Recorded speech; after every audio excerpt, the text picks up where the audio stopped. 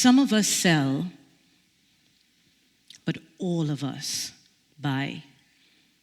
We are not a society of makers and sharers or kin-based society like indigenous communities. We have a firm ideological commitment to the market. Bear with me. I want you to look around the room that we're in right now, or think of your home, your school, your office, and look at the items in the room.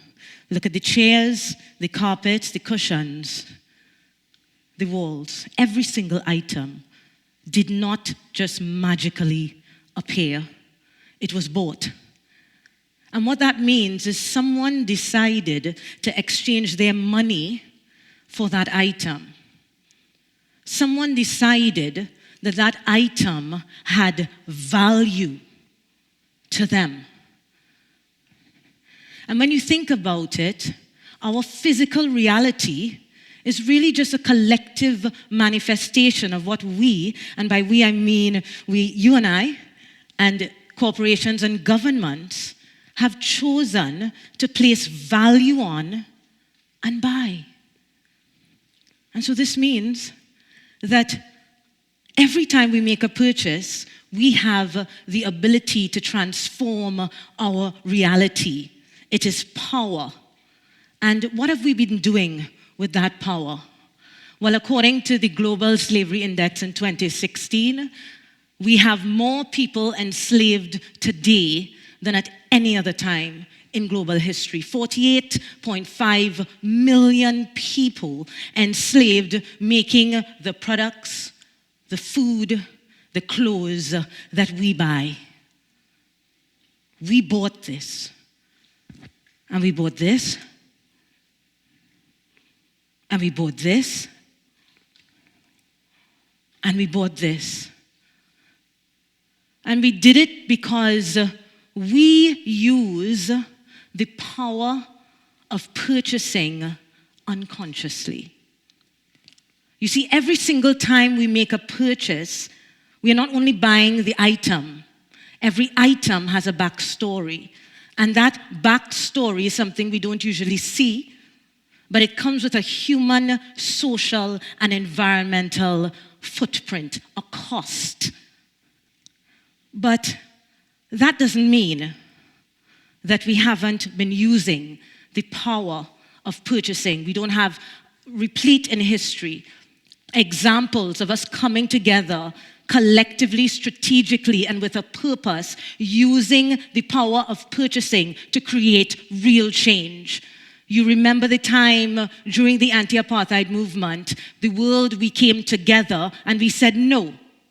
The products and services from South Africa do not have that value for us. And that's how you change the world, when you buy. We've elected governments to buy on our behalf. And every single time a government makes a purchase, that comes with the power of collective buying. That has the transformational power to make a real difference in our physical reality. And that power, the government exercises it in two major ways: as a market regulator and as a market player. As a market regulator, we have an example of the UK just last year putting a 5p charge on plastic bags, and we saw within the last year purchasing of plastic bags plummeted by 85%. It represented 6 billion bags, and if you wanted to have that graphically represented, it would look like, if you laid it end to end, it would span the globe 75 times. That's the power that the government has as market regulator on the purchasing function. As a market player, they are one of the biggest purchasers in most industries, and in developing countries, we know certainly the biggest purchaser. Trillions of dollars are spent every year on public procurement. 2 to 3 trillion in the EU alone, representing 19% of the GDP. But how have our governments been using that money? I want to share with you the story of Mubende. a village in Uganda. The government of Uganda decided to pursue a reforestation project in the sense that, yes, we are going to have a greener, cleaner environment. Let's pursue this reforestation project. It was World Bank financed. There were several contractors, applying for a license. Open and transparent processes were used. A British company that had massive experience in reforestation projects across the continent of Africa won the license to reforest. Project went well, within time, within budget, ticked the boxes. The British company was selling carbon credits on the carbon emission trade market. Government of Uganda was making its license fee. The problem with this was that 20,000 farmers and their families were forcibly evicted from that land to make way for the forest. Their homes, their schools, their churches were burnt to the ground, and their crops.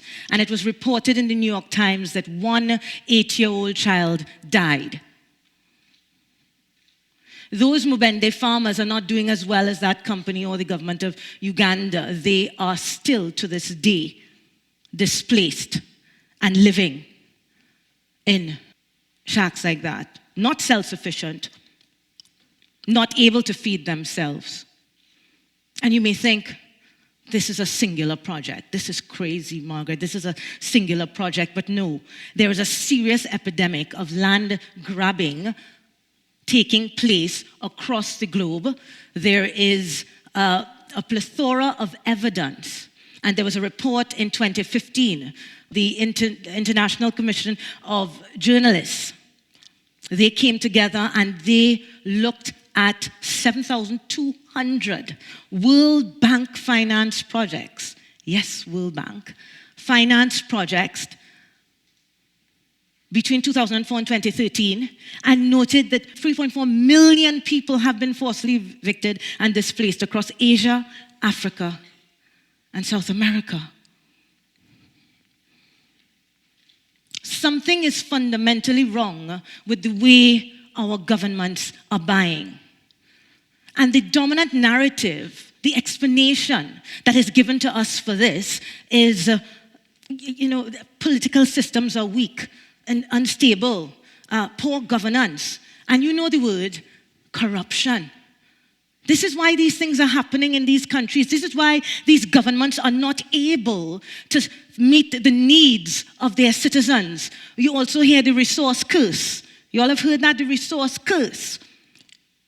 There's one common thread running through all of those explanations, and it is this: it's their fault. We'll help them. We'll send aid, but it's their fault. They need to get their act together. I have been working in the area of anti-corruption and public procurement law for the last 14 years. And I have formed the view that that is a false narrative. It is false because the global economic system that we have created did not happen by chance. It was not an accident. It did not evolve organically.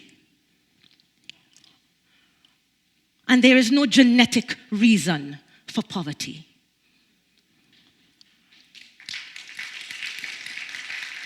You see, there is an elephant in the room, and I want to talk about it today. There is an elephant in the room.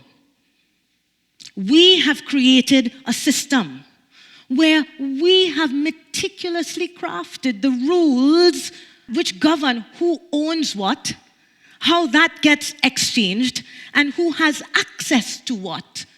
We have rules.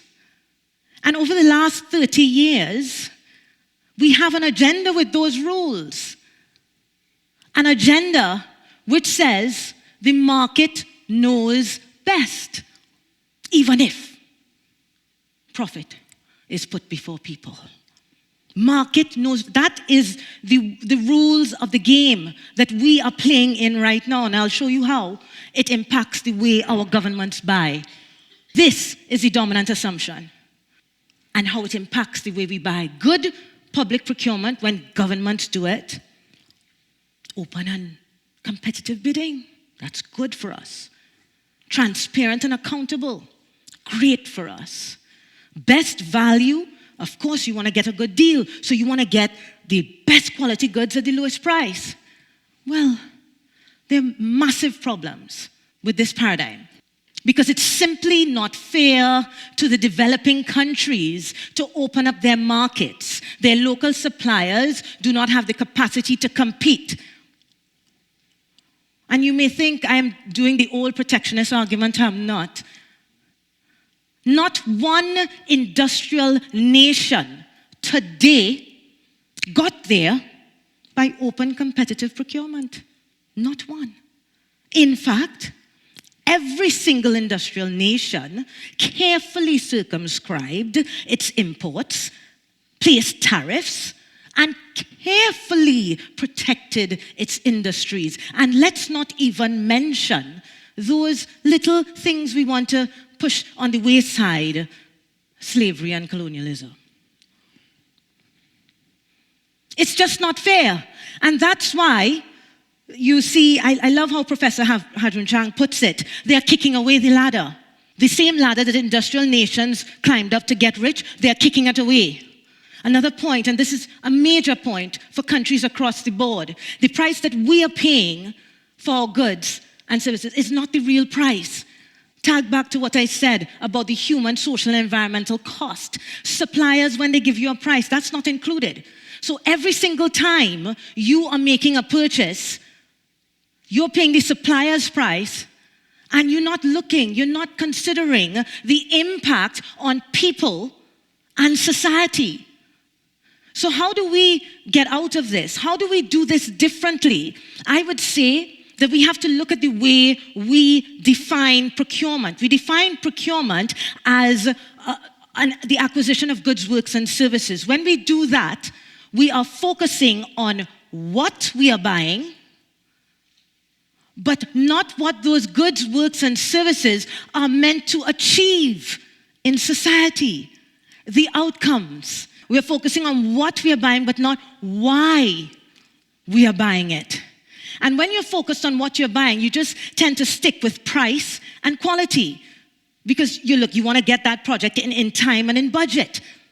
So what we need is a paradigm shift, because when you keep focusing on what, you end up like the government of Uganda, who decided to pursue a reforestation project, which was providing carbon credits to benefit carbon polluters in another part of the world where there's an abundance of food and their citizens are now dispossessed, landless, and without food to eat. That's when you focus on what, because then you let people tell you what you need to buy, and you're not focusing on why you need to buy it. So we need a paradigm shift. We need to move from our whats to our whys. And when we do that, we will start defining procurement, government buying, as the process by which we attain value. And we might change our buying formula in this way: price, quality, and human and social impact. And we will ask questions like, how is this impacting the quality of life of my citizens if I buy this? How is this contributing to us having a just and fair society? How is this preserving and protecting the human rights and dignity of my citizens? And then we have a buying formula. What if the government of Mubende had done it like this and put humanity back into the equation? Into the equation when they were doing that transaction, they might have realized, you know what, in that equation, we need to take into account the cost of resettlement and all of that. When they're paying the license fee, it will have to be in it. Or hopefully they would have said, you know what, this project has no benefit for us. We are creating a world where we are full of stuff that has economic value, but not things that have real value.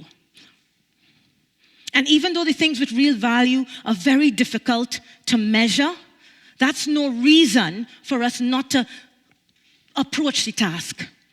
It is a task worth approaching if we want to buy a better future. What kind of world would we create if the trillions of dollars spent by governments could be spent using this kind of formula? What if just 1% is used spending this kind of formula? I would submit to you that the time has come for us to reframe our discourse on what good public procurement law is, and we need to be courageous on the international stage. We need to be courageous when we say, your formula is not serving us. And we need to put the concepts of justice, equity, democracy, and human rights back into our buying equation. The late Martin Luther King said, we begin to die the day we are silent on the things that matter. Every time you purchase unconsciously, you are silent on the things that matter. Because buying matters, my friends. Buying matters. Thank you.